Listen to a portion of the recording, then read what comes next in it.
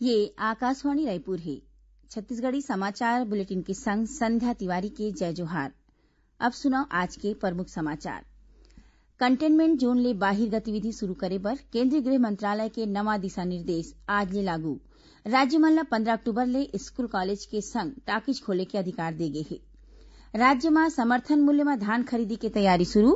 राज्य सरकार सार्वजनिक वितरण प्रणाली के बारदाना ला सरकारी उचित मूल्य के दुकान के अलावा दूसर काम में बउरे में रोक लगा दे हे। और मुख्यमंत्री काली गांधी जयंती के मौका में नवा रायपुर स्थित मंत्रालय परिसर में महात्मा गांधी के मूर्ति के वीडियो कॉन्फ्रेंसिंग के माध्यम ले उद्घाटन करही। महात्मा गांधी के 150वां जयंती के मौका में समाचार के शुरुआत विशेष श्रृंखला बापू की बात ले होवत है। आज हम बात करत हन भ्रष्टाचार ऊपर गांधी जी के वो बात के बारे में जेमा उमन कह रही कि भ्रष्टाचार देश ला आगू बाढ़े ले रोकत है। और मैं तो ये चाहूंगा कि जितना हमारा महकमा है और उसमें बड़े या छोटे अमला लोग रहे हैं वो सब इसी तरह से काम करें कि लोगों का जो पैसा है उसकी हिफाजत करें, रिश्वतखोरी छोड़ दें और सच्ची तरह से काम करें। अब समाचार विस्तार ले। केंद्रीय गृह मंत्रालय है कोरोना कंटेनमेंट क्षेत्र ले बाहिर कुछ एक अउ गतिविधि मन ला खोले के बारे में नवा दिशा निर्देश जारी करे हे। आज ले लागू ये दिशा निर्देश में कतकुन जगह मन ला खोले के मंजूरी दे गे हे। नवा दिशा निर्देश के मुताबिक कंटेनमेंट क्षेत्र मन में 31 अक्टूबर तक लॉकडाउन के कड़ाई ले लागू रही। गृह मंत्रालय डाहर ले जारी दिशा निर्देश के मुताबिक कंटेनमेंट जोन ले बाहिर सिनेमा हॉल, थिएटर और मल्टीप्लेक्स मन ला 50% सीट क्षमता के संग फेर ले खोले के मंजूरी दे दे हे। उन्हें खिलाड़ी मन ला प्रशिक्षण दे बर स्विमिंग पूल खोले के मंजूरी 15 अक्टूबर ले दे जाही। उन्हें कंटेनमेंट जोन के बाहिर क्षेत्र मन में कोनो भी सामाजिक, सांस्कृतिक, मनोरंजन या राजनीतिक गतिविधि के आयोजन बर ये महीना के 15 तारीख ले राज्य और केंद्र शासित प्रदेश के सरकार मन ला छूट दे गे हे। ओमन 100 ले ज्यादा मनखे मन ला शामिल होए के मंजूरी दे सकत हे। उन्हें स्कूल और कॉलेज मन ला 15 अक्टूबर ले खोले बर राज्य मन ला अधिकार दे गे हे। 3 नवंबर के होया मरवाही विधानसभा उपचुनाव के प्रशासनिक तैयारी शुरू कर दे गई है। यही सिलसिला में बिलासपुर रेंज के आईजी दीपांशु काबरा मध्य प्रदेश और छत्तीसगढ़ के सीमावर्ती इलाका में सुरक्षा व्यवस्था के जायजा ली। श्री काबरा गौरेला स्थित पुलिस अधीक्षक कार्यालय में अधिकारी मन के एक ठिन बैठका लीन और सुरक्षा व्यवस्था ला लेके जरूरी दिशा निर्देश दी। आईजी अधिकारी मन ले कही कि अंतर्राज्यीय सीमा के संग गौरेला, पेंड्रा, मरवाही जिला के सीमा में गाड़ी मन के जांच करे जाए। राज्य में समर्थन मूल्य में धान खरीदी की तैयारी शुरू हो गई है। एक बार बारदाना की व्यवस्था के काम चालू कर दे गए है। खाद्य नागरिक आपूर्ति और उपभोक्ता संरक्षण विभाग है ये संबंध में दिशा निर्देश जारी करके सार्वजनिक वितरण प्रणाली के बारदाना ला बउरे बर सरकारी उचित मूल्य के दुकान के अलावा दूसर काम में रोक लगा दे है। अनाज बांटे के बाद बांचे बारदाना ला धान खरीदी पर सुरक्षित राखे जाही। खाद्य विभाग के सचिव डॉक्टर कमलप्रीत सिंह प्रदेश के जम्मू जिला कलेक्टर के पीडीएस के बारदाना मन ला इकट्ठा करके और समय समय में एकर निगरानी करे के निर्देश दीन है। प्रदेश में कोरोना संक्रमित मरीज मन के सुघर इलाज पर कतकुन कदम उठाए जावत है। यही कड़ी में राजधानी रायपुर स्थित डॉक्टर भीमराव अंबेडकर स्मृति अस्पताल ला राज्य टेलीमेडिसिन हब बनाए गे है। एकर माध्यम ले चिकित्सा महाविद्यालय के विशेषज्ञ डॉक्टर प्रदेश के जम्मू कोविड केयर सेंटर मन के डॉक्टर मन ले कोरोना संक्रमण के इलाज ला लेके सलाह दी। ये सुविधा 24 घंटा चालू रही। उन्हें राज्य महिला आयोग के अध्यक्ष डॉक्टर किरणमयी नायक राजधानी रायपुर में कोरोना जागरूकता अभियान पर 4 ठिन गाड़ी ला हरियर झंडा दिखा के रवाना करी।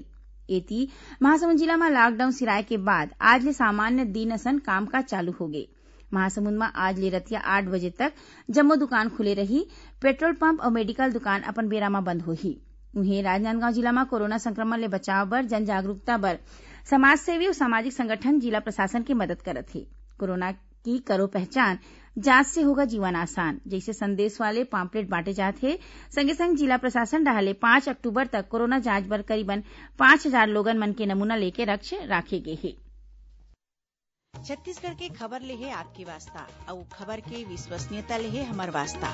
आकाशवाणी समाचार रायपुर के प्रादेशिक समाचार बुलेटिन के संगे संग हमार समसामयिक कार्यक्रम आप रेडियो के संग अपन मोबाइल में घलो सुन सकत हो। आकाशवाणी समाचार फेसबुक, ट्विटर और यूट्यूब में घलो हावय। हमार फेसबुक पेज हरे Chhattisgarh news on AIR, Twitter handle CGAIR news और हमार यूट्यूब चैनल हरे छत्तीसगढ़ AIR न्यूज। तो अब रेडियो के संगे संग आपके मोबाइल के माध्यम ले हम आप तक पहुंचत हन। छत्तीसगढ़ के हर खबर पर सुनत रहो आकाशवाणी समाचार।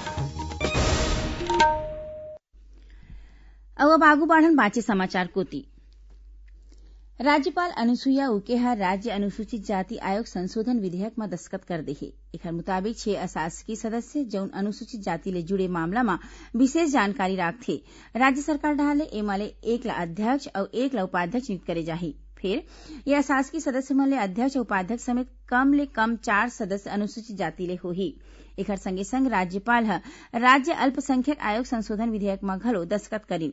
एखर मुताबिक आयोग के गठन ल 1 अध्यक्ष 1 उपाध्यक्ष अउ 4 सदस्य मन ल लेके मिलके करे जाही जेला राज्य सरकार डाहर ले चुने जाही। मुख्यमंत्री भूपेश बघेल ह राष्ट्रपिता महात्मा गांधी के 151वां जयंती म ओमन ल सुरता करत कहिन हे कि गांधी जी के देखाए रद्दा म चलत ग्राम स्वराज के लक्ष्य ल पूरा करे बर राज्य म सुराजी गांव योजना चालू करे गे हे। अपन संदेश में मुख्यमंत्री ह पूर्व प्रधानमंत्री स्वर्गीय लाल बहादुर शास्त्री ल घलो श्रद्धांजलि दिन। एही बीच मुख्यमंत्री ह काली गांधी जयंती के मौका म नवा रायपुर स्थित मंत्रालय परिसर म महात्मा गांधी के मूर्ति के वीडियो कॉन्फ्रेंसिंग के माध्यम ले उद्घाटन करही। एखर पहिली संस्कृति मंत्री अमरजीत भगत ह आज मूर्ति स्थल के जायजा लीन। उन्हें मुख्यमंत्री ह काली दुर्ग म बनइया महात्मा गांधी उद्यानिकी अउ वानिकी विश्वविद्यालय के घलो वीडियो कॉन्फ्रेंसिंग के माध्यम ले भूमि पूजन करही। ये मौका म श्री बघेल ह दुर्ग जिला बर करीबन 250 करोड़ रुपया के लागत ले बनइया आने विकास और निर्माण काम के भूमि पूजन और लोकार्पण घलो करही।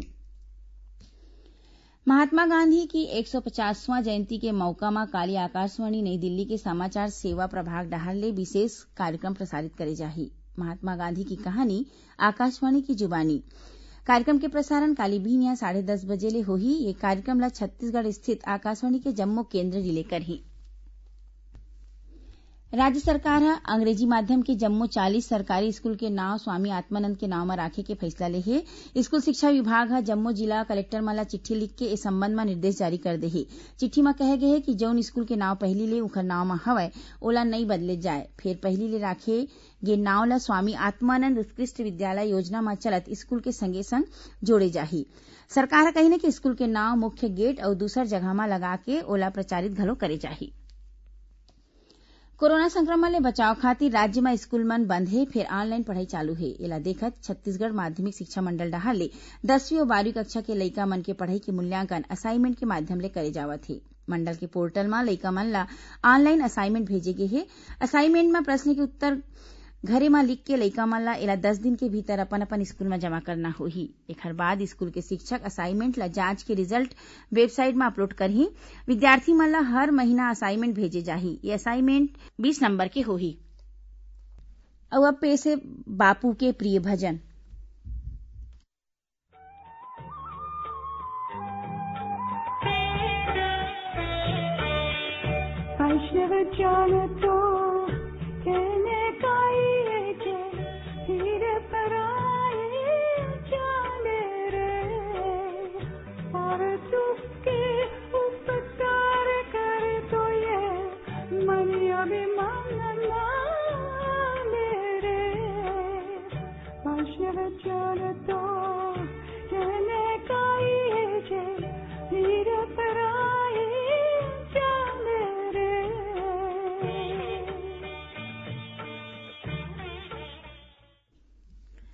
आखिर में प्रमुख समाचार एक घाव फेर। कंटेनमेंट जोन ले बाहिर गतिविधि शुरू करे पर केंद्रीय गृह मंत्रालय के नवा दिशा निर्देश आज ले लागू। राज्य मन ल 15 अक्टूबर ले स्कूल कॉलेज के संग टाकिज खोले के अधिकार दे गे हे। राज्य में समर्थन मूल्य में धान खरीदी की तैयारी शुरू। राज्य सरकार है सार्वजनिक वितरण प्रणाली के बारदाना ला सरकारी उचित मूल्य के दुकान के अलावा दूसर काम में बउरे में रोक लगा दे हे। और मुख्यमंत्री ह काली गांधी जयंती के मौका में नवा रायपुर स्थित मंत्रालय परिसर में महात्मा गांधी के मूर्ति के वीडियो कॉन्फ्रेंसिंग के माध्यम ले उद्घाटन करही। एक संग छत्तीसगढ़ी समाचार बुलेटिन इहीं सिरावत हे। जय जोहार।